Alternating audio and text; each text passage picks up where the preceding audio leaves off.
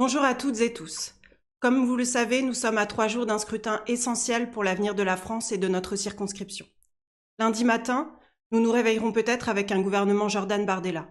Nous devrons expliquer à nos enfants que la France que nous aimons et dans laquelle ils grandiront est désormais tenue par un parti fondé par des nazis, qui est actuellement pro-Poutine, qui veut trier les Français selon des Français qu'ils estiment de souche ou des Français qu'ils estiment de papier, et qui n'a aucune intention de lutter contre la crise écologique. Il est temps que les Étampois et les Sud-Essonniens sachent qui sont les élus qui luttent réellement contre le Rassemblement national. À ce jour, seuls Sana Abibou et Mehdi Mejri, conseillers municipaux de la majorité d'Étampes, et Tariq Méziane et Grégoire Turlotte, conseillers municipaux MoDem non membres de la majorité, ont appelé clairement à faire barrage contre le Rassemblement national. Nous saluons leur engagement et leur sens de la responsabilité. Vous devez avoir bien conscience que Franck Marlin est un soutien affiché du Rassemblement national. Le lendemain de la dissolution de l'Assemblée, lors d'une commémoration, c'est devant nous et d'autres témoins que la députée sortante du Rassemblement national et Franck Marlin se tapaient sur l'épaule pour nous annoncer leur alliance. Depuis, on ne compte plus les posts Facebook de Franck Marlin